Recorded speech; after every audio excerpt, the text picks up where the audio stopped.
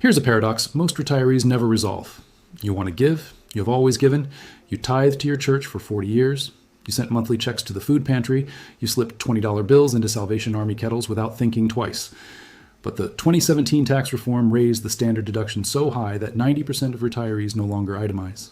Which means your charitable giving, the giving you have done faithfully for decades, no longer reduces your tax bill by a single dollar. You are giving the same amount. The charity is getting the same amount, but the government has quietly stopped giving you credit for it. There is, however, one quiet exception built into the tax code that most retirees over 70 and a half do not know exists, and the ones who do know are saving thousands of dollars a year while giving the same generous way they always have. It is called a qualified charitable distribution. And if you are over 70 and a half and you have a traditional IRA, you may be leaving real money on the table every single year you donate with a checkbook instead. Before we go deeper, I need to give you the standard and important reminder. This video is for educational purposes only and is not personalized tax, financial, or legal advice. Consult a qualified professional for guidance on your specific situation. Everything that follows is general information grounded in IRS Publication 590B and the provisions of the Secure Act and Secure Act 2.0. It is meant to make you a better informed client, not to replace the advice of the tax professional who knows your full picture. A qualified charitable distribution, or QCD, is a direct transfer from your traditional IRA to a qualified charity. The key word is direct. You do not take the money out first and then write a check. The custodian of your IRA sends the money straight to the charity at your instruction. That simple mechanical difference, who signs the check, changes everything about how the tax code treats the transaction. Money that goes from your IRA to you and then to the charity counts as a taxable distribution, with a tax deduction only if you itemize. Money that goes from your IRA straight to the charity does not count as income at all. It never touches your 1040. It never shows up in your adjusted gross income. It is, in a real and legal sense, invisible to the tax formula that governs the rest of your retirement.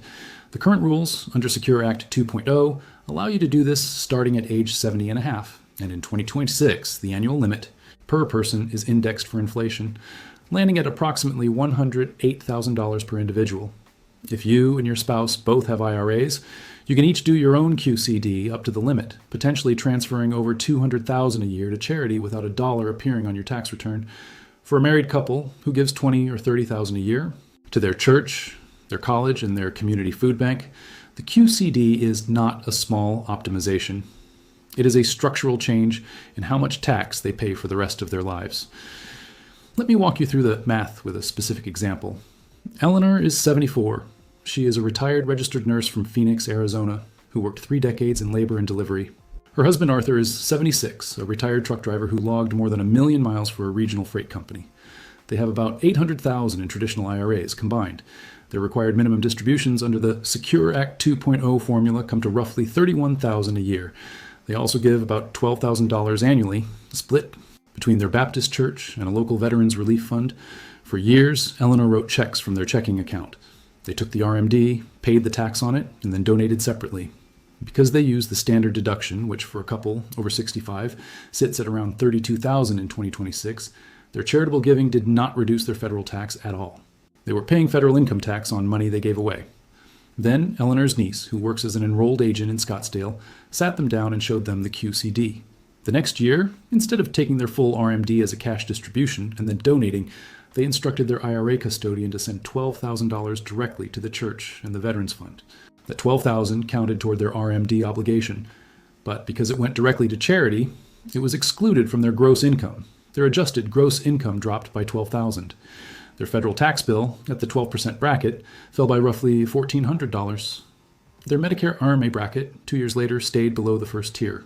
Because their modified adjusted gross income was lower, saving them another roughly $900 in surcharges, their provisional income for Social Security taxation dropped, which meant less of their benefits fell into the 85% taxable column, saving them another $700 or $800. In total, the same $12,000 in giving, redirected through the QCD mechanism, reduced their overall tax burden by more than $3,000. The church did not get a smaller check. The Veterans Fund did not get less support. But Eleanor and Arthur kept $3,000 more of their own money. That is the power of the QCD. And it is available to you right now if you meet the criteria. Here are the rules you need to know. First, you must be at least 70 and a half on the date of the transfer. Not 70, not approaching 70 and a half, You must have actually reached that half birthday. This is one of the few places where the IRS still uses the half-year age, a relic of the old RMD rules, and it trips up retirees who assume they can start at 70. They cannot. Second, the funds must come from a traditional IRA or an inherited traditional IRA. They cannot come from a 401k, a 403b, or a thrift savings plan. If your retirement money is sitting in a workplace plan, you will need to roll it into an IRA first before you can do a QCD. Third, the recipient must be a qualified 501c73 public charity. Donor-advised funds and private foundations are specifically excluded from QCD eligibility, with a narrow one-time exception under Secure Act 2.0 that allows a single $50,000 QCD to certain charitable gift annuities. For most retirees, the practical rule is simple. Your church, your college, your local hospital foundation, your Red Cross chapter, your museum, yes, your own family foundation, or a donor-advised fund at Fidelity Charitable. No. Fourth, and this is where even experienced retirees get tripped up, the QCD must be a direct transfer. If the check is made out to you personally, even if you immediately endorse it over to the charity, it does not qualify. The check has to be made out to the charity. Most IRA custodians will let you request a QCD, either by filling out a form or by instructing them to issue a check in the charity's name that can be mailed either to the charity directly or to you for forwarding. Either method works as long as the check itself is payable to the charity. Fifth, you must get proper acknowledgement from the charity. For any QCD of $250 or more, the charity needs to provide written confirmation that no goods or services were exchanged for the contribution. This is the same substantiation rule that applies to any charitable gift at that level, but the absence of the acknowledgement can invalidate the QCD treatment and turn the transfer into a taxable distribution. Sixth, the reporting on your tax return is unusual, and many tax software programs get it wrong. Your 1099-R from the IRA custodian will show the full distribution amount, including the QCD portion. It will not flag the QCD. It is your responsibility, or your preparer's, to report the total distribution on line 4A of the 1040 and then enter only the taxable portion on line 4B, writing the letters QCD next to line 4B to indicate the reason for the reduction. If you are using tax software, you may have to override this manually or use a specific input field. A preparer unfamiliar with QCDs can easily report the full amount as taxable and erase all your savings. Always confirm after filing that line 4B correctly excludes your QCD amount. Now, let me show you a trap that catches retirees who think they are being clever. You cannot use a QCD to fulfill an already pledged charitable obligation that counts as a personal quid pro quo. If you signed a pledge to give your alma mater $50,000 in exchange for a football stadium seat or a named brick, that arrangement likely disqualifies the transfer from QCD treatment. The rule is that the donation must be fully deductible as a charitable contribution if you are itemizing. Anything that involves personal benefit, even a ticket to a gala dinner, can taint the QCD. When in doubt, ask the charity whether the gift will be fully acknowledged as a charitable contribution with no goods or services provided in return. Another trap is sequencing. Your RMD for the year is satisfied on a first dollar out basis. If you take your entire $30,000 RMD in January and then try to do a QCD in November, that November QCD does not reduce your RMD, because the RMD has already been met in January with taxable dollars. The smart sequencing is to do your QCDs first, early in the year, and let those count toward your RMD. Anything left over can be taken as a regular distribution later.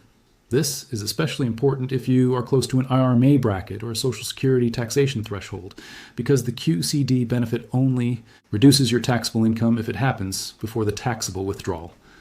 Consider Richard and Beatrice from St. Paul, Minnesota.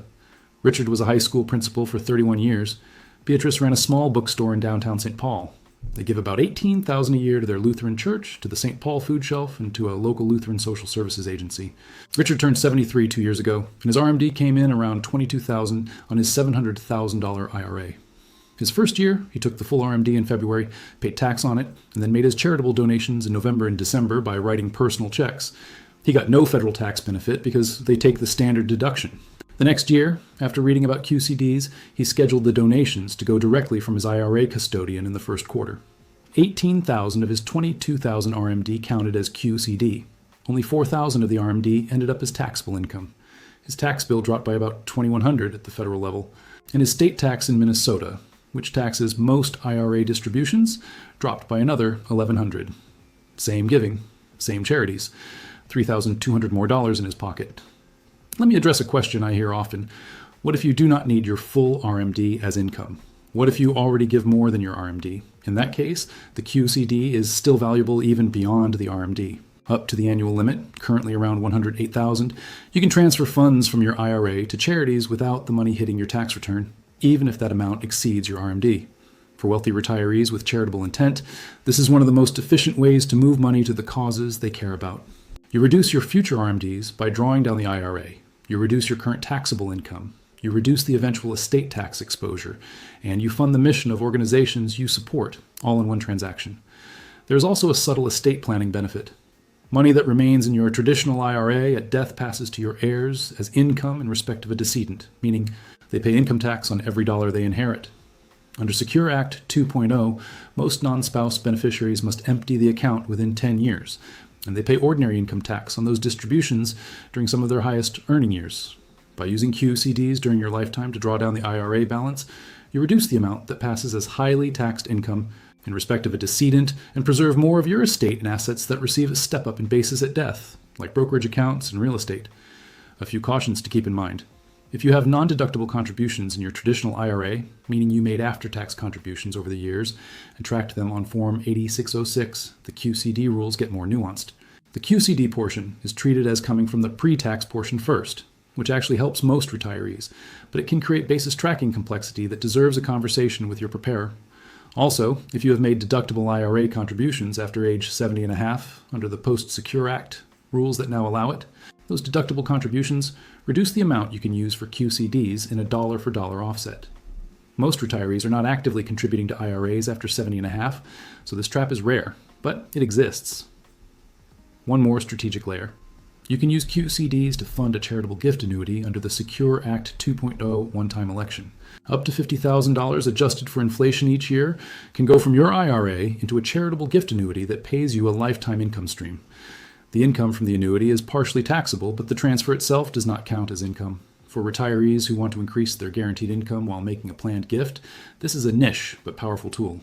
The charity must be one that offers CGAs, typically a university or a large nonprofit.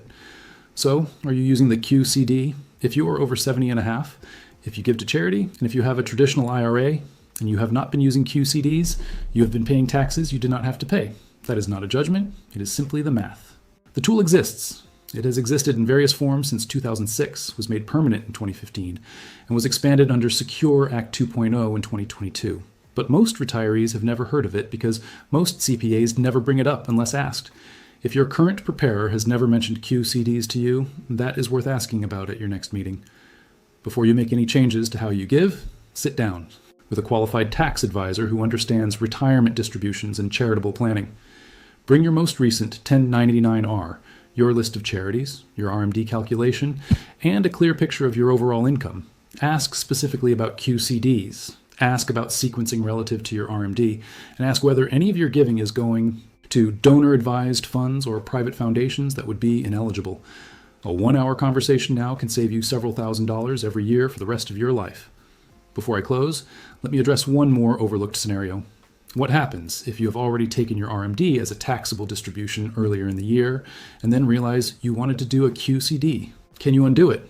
The short answer is no. Once an RMD has been taken and the funds have left the IRA as a taxable distribution, you cannot retroactively convert that distribution into a QCD. The QCD treatment requires the funds to go directly from the IRA to the charity. If you missed the window this year, the lesson is to set up the QCDs for next year as an early year priority. Many retirees put it on their January calendar specifically, so the QCD processing happens before they take any other distribution. Some custodians offer standing QCD instructions that automatically send a specified amount to a designated charity each year. Talk to your custodian about what automation is available. A recurring QCD instruction combined with an annual check-in to confirm the donation is still aligned with your giving intent can turn the QCD from a one-time tactical move into a permanent feature of your retirement tax strategy. If you have found this helpful, I would like to ask one small favor that costs nothing. Subscribe to the channel and hit the notification bell, because the next video I have coming up covers the 10 states that still tax Social Security benefits in 2026 and how retirees there are quietly losing thousands a year. If you are thinking about a QCD or you're already doing them, Drop a note in the comments letting other retirees know what questions you wish you had asked your advisor before you started. The community here is full of people who have walked this path, and your experience can help someone else keep more of what they earned. Until next time, stay careful, stay generous, and give in the way that keeps the most of your own money working for the causes you love.